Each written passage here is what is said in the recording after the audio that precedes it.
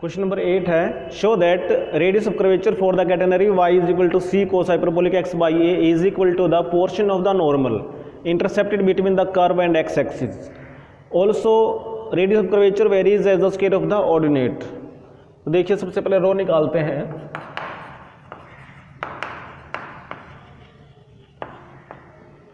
y is equal to c cos hyperbolic x by a. तो सबसे पहले derivative करते हैं। y1 is equal to c cos hyperbolic का हो जाएगा sine hyperbolic x by c और 1 बाई सी आ जाएगा x बाई सी का। तो c से c कैंसिल, ये साइन हाइपरबोलिक x बाई सी आ गया। अब y2 निकालें तो y2 का कैसे आएगा, साइन का हो जाएगा कोस हाइपरबोलिक x बाई सी और इंटू में 1 बाई सी। ये आपके पास यहाँ से देखें तो ये y बटे सी, तो ये y बटे में सी स्क्वायर हो गया। अब निकालते हैं रेडियस ऑफ कर्वेचर।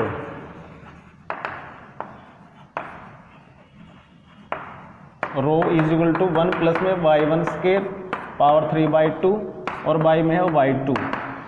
तो 1 प्लस में y1 इसका स्क्वायर करेंगे sine hyperbolic square x by c power 3 by 2 करेंगे और यहाँ पर है ये y2 जिसकी वैल्यू है y बाई सी स्क्वायर।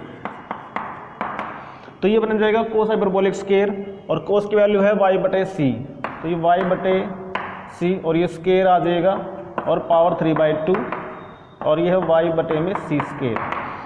ये बन जाएगा y cube by c cube और यह y बाई सी स्क्वायर। तो एक तो ये y की पावर 2 रहेगी और ये y में c रह गया, तो it varies as y square. और हमने एक चीज़ प्रूव हो गई, तो therefore radius of curvature varies as the square of the ordinate। यानी आप समझिए कि आपके पास ये कैटेनरी है सपोज और ये कोई पॉइंट है P, तो ये जो आपके पास डिस्टेंस है ये आपके पास y होता है, बिकॉज एक्स वाई कोऑर्डिनेट्स हैं, तो ये x और ये y, तो इसके स्क्वायर के प्रोपोर्शनल है। तो हमने लिख दिया कि radius of curvature varies as the square of the ordinate of the point. अब प्रूव करना है कि it is equal to the portion of the normal intercepted between the curve and x axis.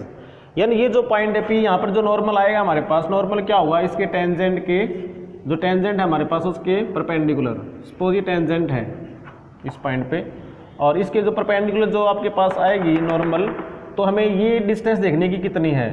Suppose ये point हम मान लेंगे कि this is Q, तो हमें ये डिस्टेंस निकालनी है। तो now slope of the normal at P जो कि है x y, तो वो नॉर्मल का स्लोप हमारे पास क्या होता है, माइनस में 1 by d y by d x. तो d y by d x हमारे पास है साइन हाइपरबोलिक x बटे सी, इसका नेगेटिव रेसिप्रोकल करेंगे तो आएगा माइनस में 1 by sine hyperbolic x by c. तो therefore equation of normal is given by, वो क्या बनेगी, y माइनस में y बिकॉज वो पॉइंट एक्स वाई है, इज इक्वल टू स्लोप आपके पास है -1 by sine hyperbolic x by c और इनटू में आएगा x माइनस में ये x, means capital X capital Y are any point on this normal. तो जब ये नॉर्मल x एक्सिस को कट करेगा तो y कोऑर्डिनेट आपके पास हो जाएगा 0। तो वही यूज कर देते हैं इसमें, when this normal intersect x axis तो then capital Y equal to 0। तो y कोऑर्डिनेट आपके पास 0, तो वहाँ से x कोऑर्डिनेट आ जाएगा। तो देयरफॉर ये 0 हो गया, गुणा कर दिया आर पार, x की वैल्यू आएगी, तो x माइनस में x बराबर हो गया ये minus minus plus y sine hyperbolic x by c, और इस x को उधर ले जाएं तो ये x की वैल्यू आई x प्लस में y sine hyperbolic x by c. तो ये कोऑर्डिनेट आ गया हमारे पास, x की वैल्यू आ गई और ये y की वैल्यू हमारे पास 0 है।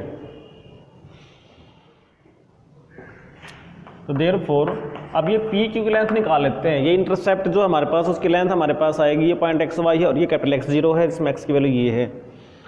तो ये आएगा एक्स माइनस में एक्स का स्क्वायर प्लस में 0 माइनस में ये वाई का स्क्वायर और इसका स्क्वायर रूट।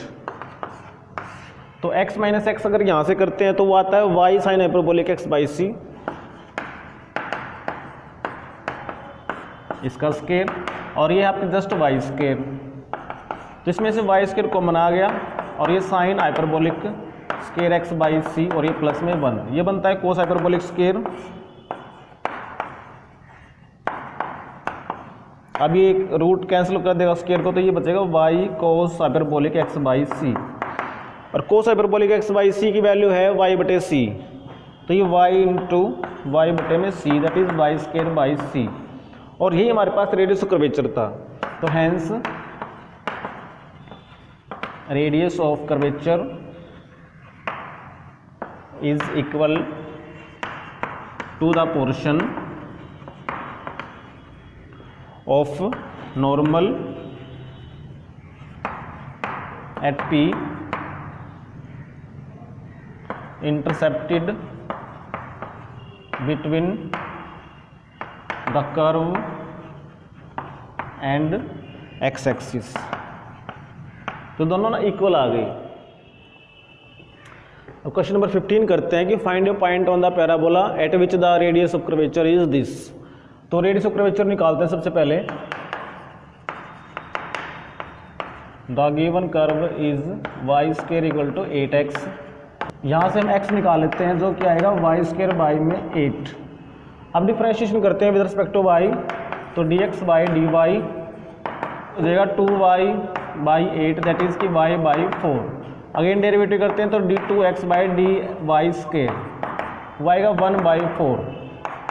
अब रेडियस ऑफ कर्वेचर निकालने का हमारे पास फॉर्मूला होता है रो इज इक्वल टू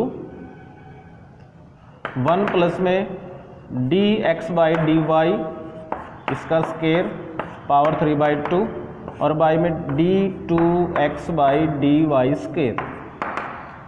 तो dx बाई dy की वैल्यू हमारे पास आई है y बाई 4, इसका स्क्वायर करना है, पूरे की पावर 3 बाई 2 करनी है। d2x बाई dy इसकी वैल्यू है 1 बाई 4। इसको सिंप्लीफाई करते हैं तो ये बचेगा y स्क्वायर और ये हो गया 16 और पावर है 3 बाई 2 और बाई में आ गया ये 4 raise to power 2 power 3 by 2, तो ये 4 की पावर 3 बचेगी दैट इज 4 64 और यहाँ पर है ये 1 बटे में 4, तो ये 4 से कट जाएगा। तो ये वाई स्क्वायर प्लस में 16 रेज़ टू पावर 3 बाई 2 और बाई में आ जाएगा ये 16। अब ये रेडियस कर्वेचर दे रखी है हमारे पास इसके बराबर। Now rho is equal to 7 and 13 by 16। ये 16 से 112 और 13 125 बटे में 16 है, तो इन दोनों को बराबर कर देंगे। तो देयरफॉर वाई स्क्वायर प्लस में 16 पावर 3 बाई 2 बाई में 16 इज इक्वल टू 125 बाई में 16 कैंसिल और यहाँ से वाई स्क्वायर प्लस में 16 रेज़ टू पावर 3 बाई 2 आ गई 125 को लिख देंगे हम 5 की पावर 3। यहाँ से क्यूब रूट कर देते हैं तो ये वाई स्क्वायर प्लस में 16 की पावर 1 बाई 2 बचेगी 5। अब यहाँ स्क्वायर कर देते हैं तो वाई स्क्वायर प्लस में 16 इज इक्वल टू 25। यहाँ से वाई स्क्वायर आपके पास आ गया, ये घटा देंगे तो 25 में से 16 गई 9 और यहाँ से वाई की वैल्यू आ जाएगी फिर ये प्लस माइनस में 3। अब वाई आने के बाद हमें एक्स और निकालना है, तो एक्स के लिए हमारे पास ये है ही शुरू से first equation from 1 x is equal to y square by में 8, वाई स्क्वायर यानी कि 9, तो ये 9 बाई 8 आ गया। तो पॉइंट हमारे पास आ गया। Therefore required points are x की वैल्यू है आपके पास 9 बाई 8 और वाई की वैल्यू है प्लस माइनस 3। तो ये 2 पॉइंट आ गए हमारे पास कि जहाँ पर जो रेडियस कर्वेचर है वो 7 एंड 13 बाई 16 है।